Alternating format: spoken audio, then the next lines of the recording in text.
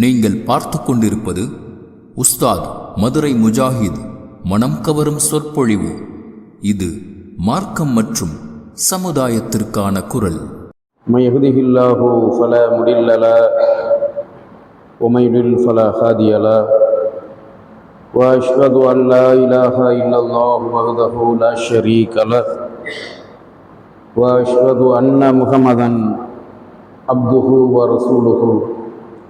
اللهم صل على محمد وعلى آل محمد كما صليت على إبراهيم وعلى آل إبراهيم إنك حميد مجيد. اللهم بارك وعلى آل محمد كما باركت على إبراهيم وعلى آل إبراهيم إنك حميد مجيد. أما بعد، قال الله تعالى في القرآن العليم: أعوذ بالله من الشيطان الرجيم. بسم الله الرحمن الرحيم. يا أيها الذين آمنوا اتقوا الله حق تقاته ولا تموتن إلا وأنتم مسلمون. يا أيها الناس اتقوا ربكم الذي خلقكم من نفس واحدة وخلق منها زوجها وبث منهما رجالا كثيرا ونساء واتقوا الله الذي تساءلون به والأرحام إن الله كان عليكم رقيبا. ويا أيها الذين آمنوا اتقوا الله وقولوا قولا سديدا يصلح لكم أعمالكم ويغفر لكم ذنوبكم ومن يطع الله ورسوله فقد فاز فوزا عظيما. கண்ணியத்திற்குரிய எல்லாம் வல்ல அல்லாஹுவின் நல்லடியார்களே, அன்பார்ந்த இஸ்லாமிய சகோதர சகோதரிகளே, அல்லாஹுவின் மகத்தான பேரருளால் அல்லாஹு தஆலா நம் மீது கடமையாக ஆக்கிய இந்த ஜும்மா வணக்கத்தை நிறைவேற்ற வேண்டும் என்கிற நல்லெண்ணத்தில் நாம் எல்லாம் அல்லாஹுவை வணங்குவதற்காக அவனுடைய இல்லத்தில் ஒன்றாக அமர்ந்திருக்கிறோம். சிறப்புக்குரிய இந்த ஜும்மாவுடைய நாளில் அல்லாஹு தஆலா அவன் புறத்திலிருந்து அருளையும் அமைதியையும் ஸலவாத்தையும் சலாமையும் அவனுடைய இறுதி தூதர் ரசூலுல்லாஹி ஸல்லல்லாஹு அலைஹி வஸல்லம் அவர்களின் மீதும் அவர்களின் குடும்பத்தார் மீதும் அவர்களின் காலத்தில் வாழ்ந்த நபி தோழர்களான சஹாபாக்களின் மீதும் என்றென்றும் நிலவச் செய்வானாக. இந்த ஜும்மா உரையின் மூலம் நாம் கேட்கின்ற செய்திகளை நம்முடைய வாழ்க்கையில் கடைபிடித்து வாழக்கூடிய நன்மக்களாக நம் அனைவருக்கும் அல்லாஹ் அருள் புரிய வேண்டும் என்று பிரார்த்தித்தவனாக என்னுடைய இந்த உரையை ஆரம்பிக்கின்றேன். பேரன்பு கொண்ட இஸ்லாமிய சகோதர சகோதரிகளை, அல்லாஹு தஆலா அவனுடைய மார்க்கமான சத்திய இஸ்லாத்தை நமக்கு கொடுத்து, அல்லாஹ் கொடுத்த சத்திய மார்க்கமான அற்புத வாழ்க்கை நெறியான இந்த இஸ்லாமிய மார்க்கம் நாம் வாழ்வதற்கு, நாம் பின்பற்றுவதற்கு உலக மக்கள் அனைவருக்கும் மிக மேலான ஓர் அற்புத வாழ்வியல் நெறியாக இந்த இஸ்லாமிய மார்க்கம் நமக்கு அல்லாஹுவால் தரப்பட்டு இருக்கிறது. அல்லாஹு தஆலா அவனுடைய தூதரை, அவனுடைய தூதர் ரசூலுல்லாஹி ஸல்லல்லாஹு அலைஹி வஸல்லம் அவர்களை இந்த உலகத்திற்கு, இந்த துனியாவுக்கு ஓர் அருட்கொடையாக அனுப்பி வைத்து, இந்த உலகத்திற்கு அருட்கொடையாக, இந்த துனியாவிற்கு ஒட்டுமொத்த அருட்கொடையாக அனுப்பப்பட்ட அல்லாஹ்வுடைய தூதர் ரசூலுல்லாஹி ஸல்லல்லாஹு அலைஹி வஸல்லம் அவர்கள் ஒட்டுமொத்த மனித இனத்துக்கும் நபியாகவும் ஒட்டுமொத்த உலகத்திற்கும் அருட்கொடையாகவும் அனுப்பப்பட்டிருக்கிறார்கள் என்பதை அல்லாஹ் குர்ஆனில் சொல்லி காட்டுகிறார். வமா அர்ஸல்நாக இல்லா ரஹ்மத்தல் லில் ஆலமீன். நபியே, உம்மை நாம் இந்த உலகத்திற்கு ஓர் அருட்கொடையாக, ரஹ்மத்தாக அனுப்பியிருக்கிறோம் என்று அல்லாஹ் குர்ஆனில் சொல்லி காட்டுகிறார். அப்படி ஒட்டுமொத்த உலகத்திற்கும்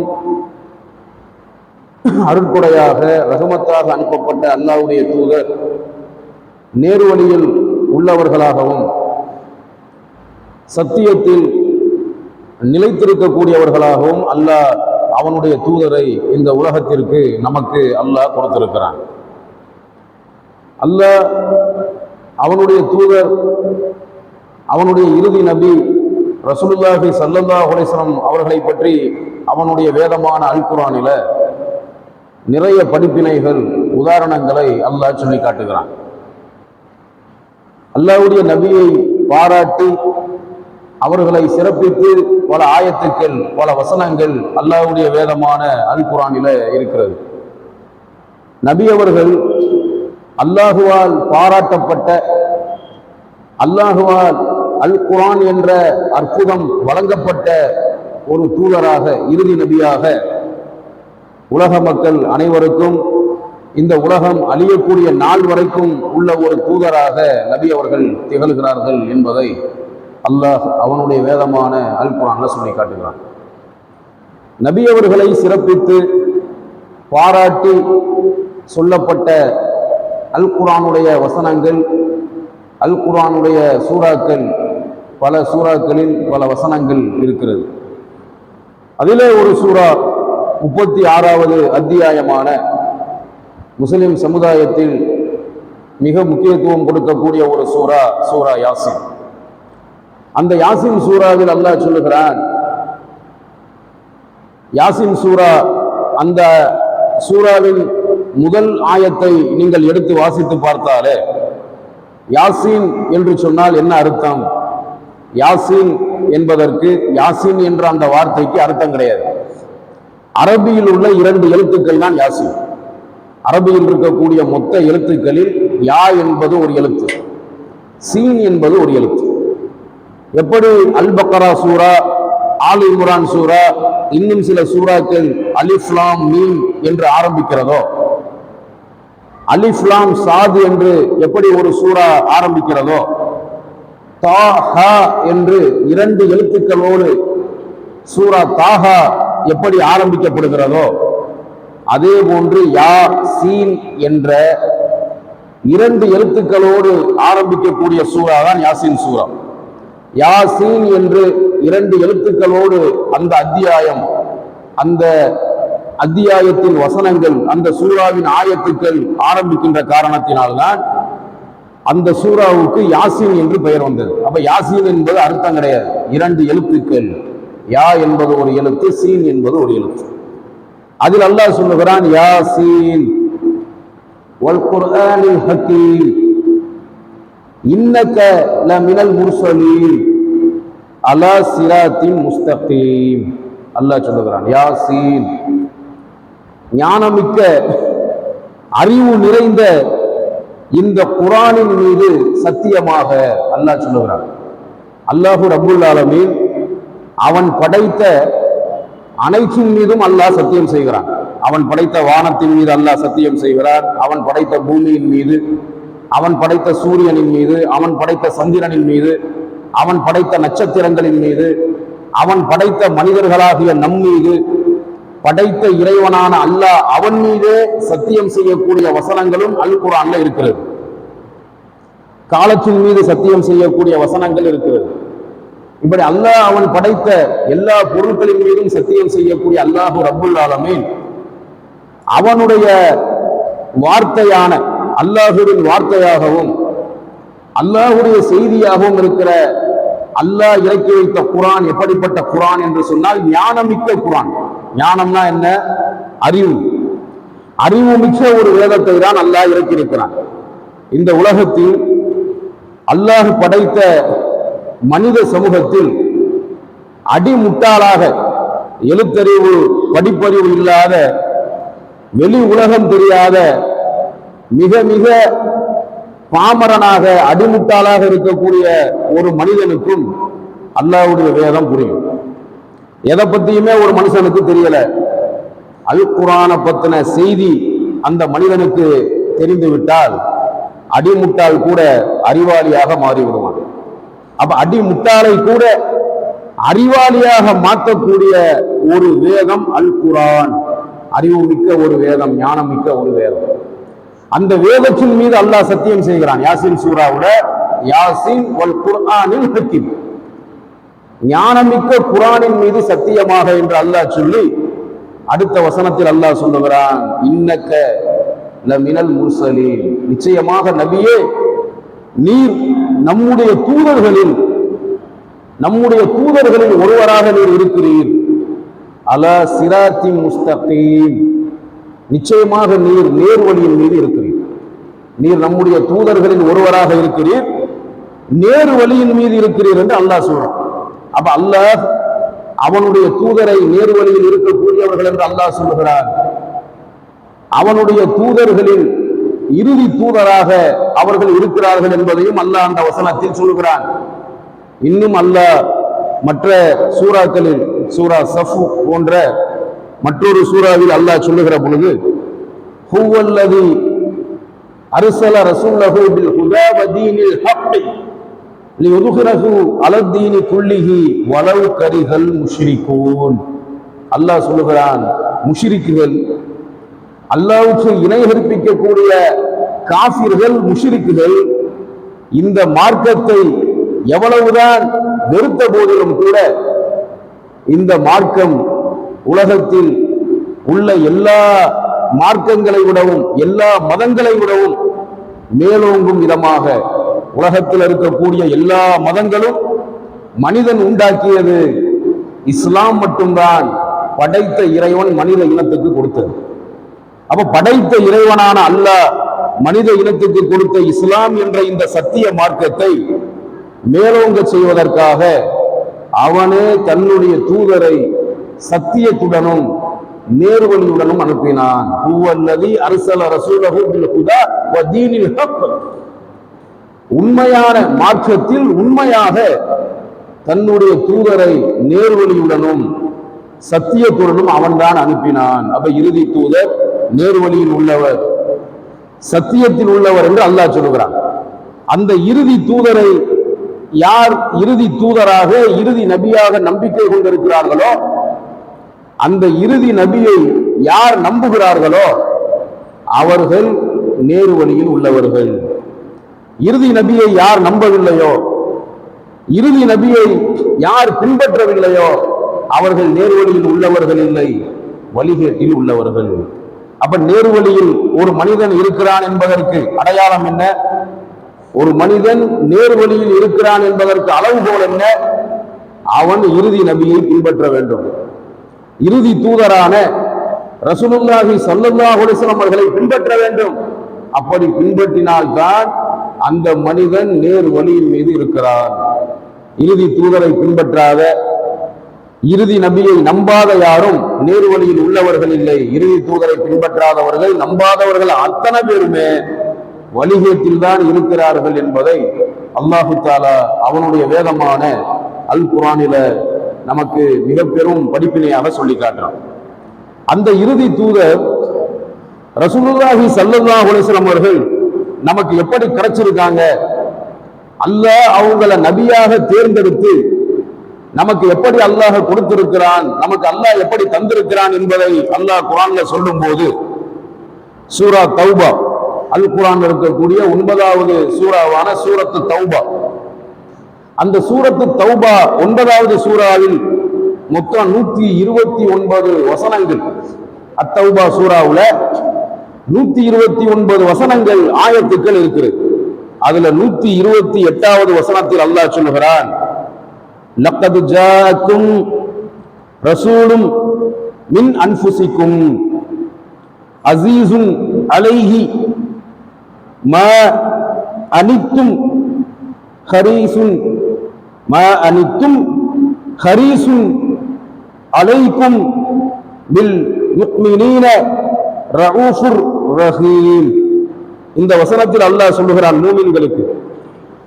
மூமின்கள் என்று சொன்னால் நபி அவர்களின் காலத்தில் வாழ்ந்த சஹாபாக்களில் இருந்து இந்த உலகம் அழியக்கூடிய காலம் வரை அஹ்லு சுன்னா வல் ஜமாவில் யாரெல்லாம் இருக்கிறார்களோ, குர்ஆன் சுன்னாவை யாரெல்லாம் பின்பற்றுகிறார்களோ அவர்கள் அத்தனை பேருமே மூமின்கள். அந்த மூமின்களுக்கு, அதிலும் குறிப்பாக சஹாபாக்களுக்கு அல்லாஹ் இந்த வசனத்திலே சொல்லுகிறான். எப்படி அல்லாஹ் குறிப்பிடுகிறான் என்று சொன்னால், லக்கத் ஜாஅக்கும் ரசூலும் மின் அன்ஃபுசிக்கும், நிச்சயமாக உங்களில் இருந்த ஒரு தூதர் உங்களிடம் வந்திருக்கின்றார். அல்லாஹ் சொல்லுகிறான். சஹாபாக்களுக்கு சொல்லப்பட்ட அற்புதமான ஒரு அறிவுரை, நமக்கு சொல்லப்பட்ட ஒரு அற்புதமான அறிவுரை. நிச்சயமாக உங்களில் இருந்து ஒரு தூதர் உங்களிடம் வந்திருக்கிறார். நீங்கள் துன்பத்திற்கு உள்ளாக்கிவிட்டால் அது அவருக்கு மிக்க வருத்தத்தை, கவலையை ஏற்படுத்துகிறது. எப்படிப்பட்ட தூதர், எப்படிப்பட்ட நபியை அல்லாஹ் நமக்கு கொடுத்திருக்கிறான். நான் நபி, நீ என்னை நபியாக ஏற்றுக்கொள்ள வேண்டும், என்னை நீ நபியாக பின்பற்ற வேண்டும் என்பது மட்டும் அவருடைய சிந்தனை, அவருடைய குணம் அல்ல. அதோடு இன்னொரு குணமும் இருக்கிறது. மூமின்களுக்கு, அவர் காலத்தில் வாழ்ந்த மூமின்களான அந்த சத்திய சஹாபாக்களுக்கு ஏதாவது துன்பமோ ஏதாவது கஷ்டமோ ஏற்பட்டால் அது அந்த நபிக்கு கவலையை ஏற்படுத்துகிறது. நபி அவர்கள் தங்களின் காலத்தில் வாழ்ந்த, அவர்களின் காலத்தில் வாழ்ந்த அந்த சத்திய சஹாபாக்களை மட்டும் நினைத்து கவலைப்படவில்லை. மறுமை நாள் வரைக்கும் இந்த உலகத்தில் வாழக்கூடிய அல்லாஹ்வை ஈமான் கொண்ட ஒட்டுமொத்த மூமின்களும், இறுதி நபியுடைய உம்மத், ஒட்டுமொத்த முஸ்லிம்களும் அல்லாஹ்வை இறைவனாகவும் நபி அவர்களை இறைவனின் தூதராகவும் கிப்லாவை முன்னோக்கியும் தொழுது யார் அல்லாஹ் கடமையாக்கிய வணக்கங்களை நிறைவேற்றி அல்லாஹ் ஹராமாக்கிய செயல்களிலிருந்து விலகி இருக்கிறார்களோ அவர்கள் அத்தனை பேருமே மூமின்கள். குர்ஆன் சுன்னா அடிப்படையில் வாழ்வை அமைத்துக் கொள்ளக்கூடிய அத்தனை பேருமே மூமின்கள். ஒட்டுமொத்த தன்னுடைய உம்மத்துக்களை நினைத்து, தன்னுடைய சமுதாயத்தை நினைத்து நபி அவர்கள் கவலைப்படக்கூடியவர்களாக இருந்தார்கள். தன்னுடைய சமூகம் இந்த உலகத்திலும் கஷ்டமில்லாமல் வாழ வேண்டும், மறுமையிலும் கஷ்டமில்லாமல் வாழ வேண்டும். என் சமூகத்தில் யாரும் நரகத்திற்கு சென்று விடக்கூடாது, என் சமூகத்தில் எல்லோருமே சொர்க்கத்திற்கு செல்ல வேண்டும், எல்லோருக்குமே அல்லாஹ் ரப்புல் ஆலமீன் சொர்க்கத்தை தர வேண்டும் என்று மனதார விரும்பக்கூடிய ஒரு உன்னத மனிதராக நபி அவர்கள் இருந்தார்கள். சஹாபாக்கள் கஷ்டப்படும் போது நபி அவர்களால் பொறுத்துக் கொள்ள முடியாது. நாம் இன்றைக்கு கஷ்டப்படுகிறோம், நபி அவர்களால் பொறுத்துக் கொள்ள முடியாது. நமக்கு பிறகு வரக்கூடிய மக்களில் யாரெல்லாம் கஷ்டப்படுகிறார்களோ, துன்பப்படுகிறார்களோ, தன்னுடைய உம்மத்துக்களில் அல்லாஹ்வை ஈமான் கொண்ட, மறுமையை ஈமான் கொண்ட, தொழுகையை கடைபிடிக்கக்கூடிய தன்னுடைய உம்மத்துக்களில் மூமின்களாக இருக்கக்கூடிய யாரெல்லாம் எப்பொழுதெல்லாம் துன்பப்படுகிறார்களோ அப்பொழுதெல்லாம் தன்னுடைய உம்மத்தை நினைத்து, அந்த மூமின்களை நினைத்து நபி அவர்கள் கவலைப்படக்கூடியவர்களாகத்தான் இருப்பார்கள் என்பதை இந்த வசனம் நமக்கு தெளிவுபடுத்துகிறது. சஹாபாக்களை வைத்து அல்லாஹ் சொல்லுகிறான், நீங்கள் துன்பத்திற்கு உள்ளாக்கிவிட்டால், நீங்கள் துன்பத்திற்கும் கஷ்டத்திற்கும் உள்ளாகிவிட்டால் அது அவருக்கு மிக கவலையை, வருத்தத்தை ஏற்படுத்துகிறது. அல்லாஹ் சொல்லுகிறான், அன்று உங்களையே, மூமின்களாக இருக்கக்கூடிய உங்களையே அவர் பெரிதும் விரும்புகிறார். அப்ப நபி அவர்கள் பெரிதும் விரும்பியது யார்? அந்த சஹாபாக்களை விரும்பினாங்க. ரசூலுல்லாஹி ஸல்லல்லாஹு அலைஹி வஸல்லம் அவர்கள் தன்னுடைய குடும்பத்தார்களை எந்த அளவுக்கு நேசித்தார்களோ அதே அளவுக்கு அவர்களின் தோழர்களான அந்த சத்திய சஹாபாக்களையும் நேசித்தார்கள். நம்மையும் நபி அவர்கள் நேசிக்கக்கூடியவர்களாகத்தான் இருந்தார்கள். தன் காலத்தில் வாழ்ந்த அந்த சஹாபாக்களை நேசித்தார்கள். தனக்கு பிறகு வரக்கூடிய தாபியின்கள், தபவு தாபியின்கள், அதற்கு பிறகு வரக்கூடிய மக்களையும் மிகவும் விரும்பக்கூடியவர்களாக, நேசிக்கக்கூடியவர்களாக ரசூலுல்லாஹி ஸல்லல்லாஹு அலைஹி வஸல்லம் அவர்கள் திகழ்ந்தார்கள் என்பதை இந்த வசனத்தில் அல்லாஹ் சொல்லுகிறான்.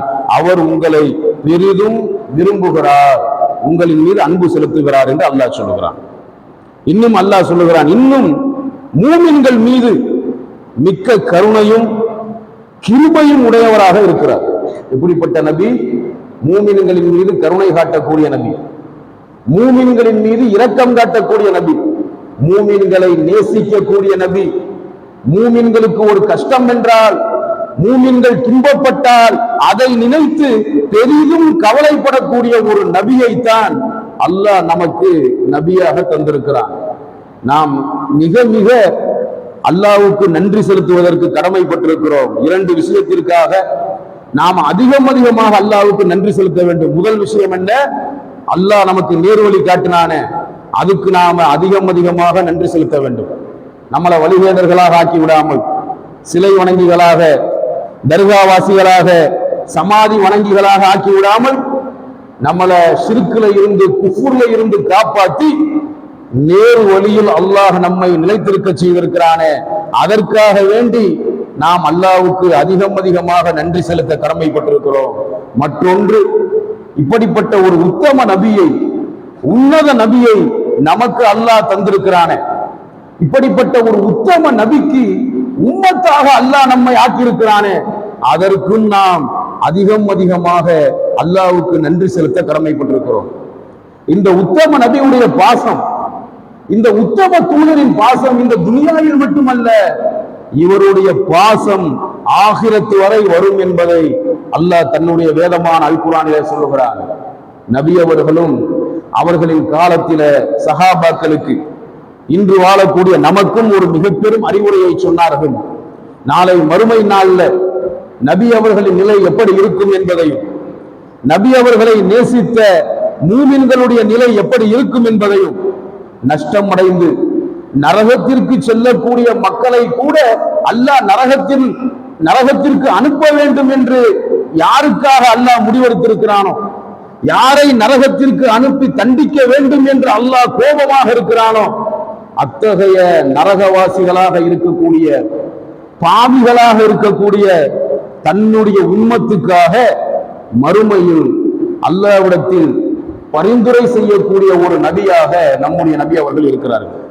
ஒருவேளை அல்லாஹ் நம்மை காப்பாற்ற வேண்டும், மறுமையில நாம் எல்லாம் நஷ்டமடைந்து, அல்லாஹ் நம்மளை நஷ்டத்திலிருந்து காப்பாற்றணும், அவனுடைய கோபத்தில இருந்து அல்லாஹ் நம்மளை காப்பாற்றணும், அவன் தரக்கூடிய தண்டனையில இருந்து அல்லாஹ் நம்மளை காப்பாற்றணும். அல்லாஹ்வுடைய கோபத்திற்கு ஆளாக்கப்பட்டு நஷ்டம் அடைஞ்சு நரகத்திற்கு செல்ல வேண்டிய நிலைமையில நாம மறுமையில ஆகிரத்துல நின்றால் கூட நமக்காக வேண்டி அல்லாஹ்ட்ட பரிந்துரை செய்யக்கூடிய ஒரு நபி இந்த இறுதி தூதர் முகமது நபி ஸல்லல்லாஹு அலைஹி வஸல்லம் அவர்கள். மறுமையில் நடக்கக்கூடிய அந்த நிகழ்வை பற்றி, அல்லாஹ் எப்படி இருப்பான் என்ற அந்த நிலையை பற்றி நபி அவர்கள் சொல்லுகிறார்கள். மறுமை நாள் வந்து விட்டால் மனிதர்களுடைய நிலை எப்படி இருக்கும்? அல்லாஹு தஆலா மறுமையை பற்றி பல உண்மைகளை நமக்கு சொல்லுகிறார். மறுமை நாள்ல நடக்கக்கூடிய பல நிகழ்வுகளை அல்லாஹ் சொல்லுகிறான். மறுமையில் நிகழக்கூடிய பல விஷயங்களை அல்லாஹ் நமக்கு படிப்படியாக சொல்லுகிறான். அதிலே ஒன்று, வத்தகு யௌமல்லா தஜ்ஸி நஃப்ஸுன் அன் நஃப்ஸின் ஷைஆ, அந்த ஒரு நாளை நீங்கள் பயந்து கொள்ளுங்கள். அல்லாஹ் சொல்லுகிறான், அந்த மறுமை நாளை நீங்கள் அஞ்சிக் கொள்ளுங்கள். ஒரு மனிதன் இன்னொரு மனிதனுக்கு எந்தவித உதவியும் செய்ய முடியாத நாள் தான் மறுமை நாள். ஒரு மனுஷன் இன்னொரு மனுஷனுக்கு எந்த உதவியும் செய்ய முடியாத நாள் தான் மறுமை நாள். அந்த மறுமை நாளை நீங்கள் பயந்து கொள்ளுங்கள். பிள்ளைகளுக்கு தாய் தந்தை உதவ முடியாது, தாய் தந்தைக்கு பிள்ளைகள் உதவ முடியாது, யாரும் யாருக்கும் எந்தவித உதவியும் செய்ய முடியாமல், ஒருவரை ஒருவர் கண்டுகொள்ளாமல், ஒருவரை பற்றி கவலை இல்லாமல் ஒவ்வொருவருமே சிக்கி அலைமோதி கொண்டிருக்கக்கூடிய அந்த நிகழ்வு, மகஷர்ல ஏற்படக்கூடிய நிகழ்வு, அந்த நாள் மறுமை நாளுடைய நாள். அந்த மறுமை நாள்ல நபி அவர்கள் சொன்னார்கள், அந்த கடுமையான மறுமை நாள்ல அல்லாஹு தஆலா மனிதர்களின் மீது அவர்கள் செய்த பாவத்திற்காக மனிதர்களின் மீது கருணை காட்டக்கூடியவன் அல்லாஹ். அல்லாஹ் மனிதர்களின் மீது, மனித இனத்தின் மீது கருணை காட்டக்கூடிய கருணையாளனாக இருக்கிறான். அதே நேரத்தில் குற்றம் செய்த பாவிகளை அல்லாஹ் கடுமையாக தண்டிக்கக்கூடியவனாகவும் இருக்கிறான். அதே பாவிகளை கருணையோடு, கருணை உள்ளத்தோடு அல்லாஹ் மன்னிக்கக்கூடியவனாகவும் இருக்கிறான். அப்ப மனிதர்கள் செய்த குற்றத்துக்காக மனிதர்களின் மீது அல்லாஹ் கடும் கோபத்தில் இருப்பான். நபி அவர்கள் சொன்னார்கள், மனிதர்களின் மீது அல்லாஹ் கடுமையான கோபத்தில் இருப்பான். அப்ப அல்லாஹ் எப்படி வீட்டில் இருப்பான் தெரியுமா? அல்லாஹ் எப்படிப்பட்ட நிலையிலே உயர்ந்திருப்பான் தெரியுமா? நபி அவர்கள் சொன்னார்கள், 7 வானங்களையும் ஒரே சுருட்டாக சுருட்டி, பூமியையும், அல்லாஹ் படைத்த பூமியையும் 7 வானங்களையும் ஒரே சுருட்டாக சுருட்டி அல்லாஹ் தன்னுடைய ஒரு கையில் வைத்திருப்பான். அல்லாஹ்வுடைய ஒரு கையில 7 வானங்கள் சுருட்டப்பட்டு அல்லாஹ்வுடைய கை பிடிக்குள் அடங்கியிருக்கும். அவன் படைச்ச இவ்வளவு பெரிய பூமி, அல்லாஹ் படைச்ச இவ்வளவு பெரிய பூமி ஒரே சுருட்டாக சுருட்டப்பட்டு மறுமையில் அல்லாஹ் படைச்ச பூமி அல்லாஹ்வுடைய அந்த ஒரு கை பிடிக்குள் அடங்கியிருக்கும். 7 வானங்களும் ஒரே சுருட்டாக சுருட்டப்பட்டு அல்லாஹ்வுடைய அவனுடைய அந்த ஒரு கை பிடிக்குள் அடங்கியிருக்கும். 7 வானங்களையும் பூமியையும் சுருட்டி தன்னுடைய ஒரு கை பிடிக்குள் வைத்திருக்கக்கூடிய அல்லாஹ் மனித இனத்தின் மீது கடுமையான ஒரு கோபத்தில இருப்பான். அப்பொழுது தீர்ப்பு கொடுக்கப்படும். நஷ்டவாளிகள் யார் என்று, சொர்க்கவாசிகள் யார் என்று, நரகவாசிகள் யார் என்று அல்லாஹ் தீர்ப்பு கொடுக்கப்படும் நாள்தான் அந்த மறுமை நாள்.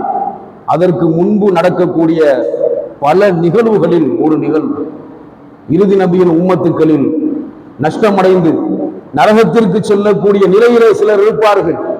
அவர்களுக்கு தெரிந்துவிடும், நம் மீது அல்லாஹ் கடும் கோபத்தில் இருக்கிறார், நம்மை அல்லாஹ் இந்த நாளிலே தண்டிக்கக்கூடியவனாக இருக்கிறான். இந்த மகுஷர்ல நாம நிக்கிறோம், மகுஷருடைய வேதனையை நம்மால் தாங்க முடியவில்லை. தலைக்கு மேல், நம்முடைய தலைக்கு மேல் அல்லாஹ் சூரியனை நிப்பாட்டி வைத்திருக்கிறான். 7 வானங்களும் பூமியும் அல்லாஹ்வுடைய ஒரு கை பிடிக்குள் அடங்கி இருக்கிறது. நம் மீது அல்லாஹ் கோபமோடு இருக்கிறான். நாம நஷ்டவாளிகளாக இருக்கிறோம், பாவிகளாக இருக்கிறோம். நமக்காக பரிந்து பேசக்கூடிய மனிதர் இந்த உலகத்துல யாருமே இல்லை. நபிமார்களை தவிர நமக்காக யார் பரிந்து பேச முடியும்? அல்லாட்ட போய், நம்மளை பெத்த தாயோ தகப்பனோ அல்லாட்ட போய் நமக்காக ஆகிரத்துல முறையிட முடியுமா? நிச்சயமாக முடியாது. ஏன்னா அவங்க நிலைமை என்னங்கிறது நமக்கு தெரியாது, நம்ம நிலைமை என்னங்கிறது அவங்களுக்கு தெரியாது. இப்படிப்பட்ட இந்த இக்கட்டான சூழ்நிலையில நபிமார்களை தவிர வேறு யாரும் நமக்காக வேண்டி அல்லாட்ட பரிந்துரை செய்ய முடியாது. மக்கள்லாம் ஒரு முடிவுக்கு வருவாங்க. நஷ்டமடைந்த மக்கள்லாம் எப்படிப்பட்ட ஒரு முடிவுக்கு வருவாங்கன்னு சொன்னா, நபிமார்கள் அல்லாஹுவால் தேர்ந்தெடுக்கப்பட்ட நல்லடியார்கள், உன்னதமானவர்கள், உத்தமர்கள். அந்த நபிமார்கள் சொன்னா அல்லாஹ் கேட்பான். அந்த நபிமார்கள் அல்லாட்ட நமக்காக மன்றாடினா அல்லாஹ் நம்மளை மன்னிப்பான். நபிமார்கள்ட்ட தான் போய் கேட்கணும்னு சொல்லி ஆதம் நபியை அடையாளம் கண்டு கொண்டு மக்கள் எல்லாம் ஆதம் நபியிடத்தில் சென்று முறையிடுவார்கள். எங்களுக்காக நீங்கள் அல்லாஹ்விடத்திலே மன்றாடி பிரார்த்தனை செய்து எங்களை நீங்கள் அல்லாஹ் தரக்கூடிய நஷ்டத்தில இருந்து, அவன் தரக்கூடிய தண்டனையில இருந்து எங்களை நீங்க எப்படியாவது தடுத்து நிறுத்துங்க, அல்லாஹ் எங்களை காப்பாற்ற சொல்லி அல்லாட்ட முறையிடுங்கன்னு சொல்லி ஆதம் அலைஹிஸ்ஸலாத்து வஸலாம் அவர்கள்ட்ட போய் மக்கள் முறையிடுவாங்க. நபி ஆதம் அலைஹிஸ்ஸலாத்து வஸலாம் அவர்கள் மறுத்து விடுவார்கள். என்ன சொல்லி மறுப்பார்கள் என்று சொன்னால், அல்லாஹ் என்னை சொர்க்கத்தில் படைத்தவுடனே எந்த மரத்தின் அருகில் என்னை நெருங்கக்கூடாது என்று தடுத்திருந்தானோ அந்த மரத்துக்கு அருகில் நான் நெருங்கிவிட்ட காரணத்தினால் நான் அந்த மரத்துக்கு அல்லாஹ் தடுத்த ஒரு காரியத்தை செய்துதான் நானே பூமிக்கு வந்தேன். என்னோடு நீங்களும் பூமிக்கு வந்தீர்கள். என்னால் உங்களுக்காக அல்லாஹ்ட்ட பரிந்துரை செய்ய முடியாது. நீங்கள் நூஹ் நபி அவர்களிடத்தில் செல்லுங்கள் என்று ஆதம் நபி முடியாது என்று மறுத்து விடுவார்கள். மக்கள் எல்லாம் நபி நூஹ் அலைஹிஸ்ஸலாத்து வஸலாம் அவர்களிடத்தில் சென்று முறையிடுவார்கள். அதற்கு நபி நூஹ் அலைஹிஸ்ஸலாத்து வஸலாம் அவர்களும் மறுத்து விடுவார்கள். நூஹ் நபி என்ன சொல்லி மறுப்பாங்கன்னு சொன்னா, நான் என்னுடைய உம்மத்துக்களுக்காக அநியாயக்காரர்களான, காஃபிர்களான, அநியாயக்காரர்களாக வாழ்ந்த என்னுடைய சமுதாயத்துக்கு எதிராக நான் அல்லாஹ்விடத்தில் உலகத்தில் வாழுகிற பொழுது கையேந்தி விட்டேன். என் உம்மத்துல, என் சமுதாயத்துல காஃபிரா இருக்கக்கூடிய ஒருத்தனை கூட நீ விட்டு வச்சிடாத. அந்த ஒருத்தனை நீ விட்டு வச்சா கூட அந்த ஒருத்தன் இருந்து மற்றவர்களை வழிகெடுத்துக் கொண்டிருப்பான்.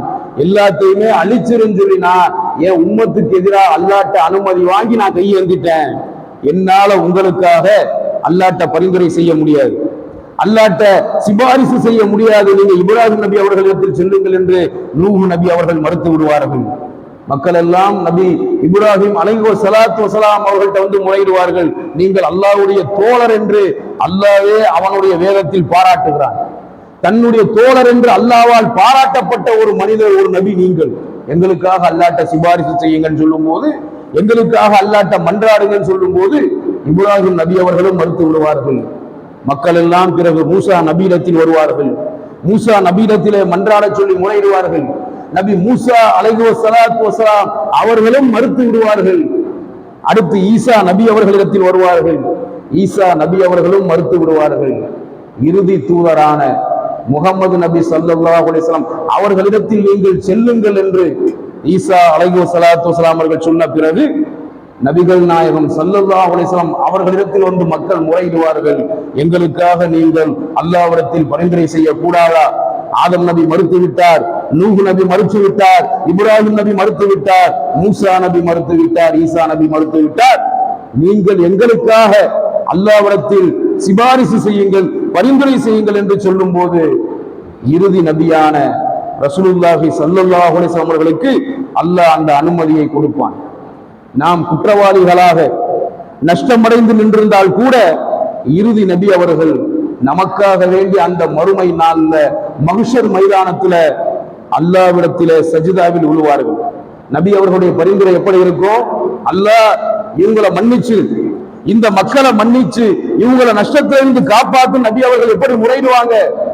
சஜிதாவுல விழுந்து அல்லாஹ்வுக்காக சுஜூது செய்து அந்த சுஜூதுல விழுந்து அல்லாஹ்ட்ட துஆ பண்ணுவாங்க, அல்லாஹ்ட்ட பரிந்துரை செய்வாங்க. எது வரைக்கும் என்று சொன்னால் நபி அவர்கள் சொல்லுகிறார்கள், அல்லாஹ் என்னுடைய உம்மத்துக்காக நாளை மறுமை நாள்ல எனக்கு பரிந்துரை செய்ய சொல்லி அல்லாஹ் எனக்கு அனுமதி வழங்குவான்.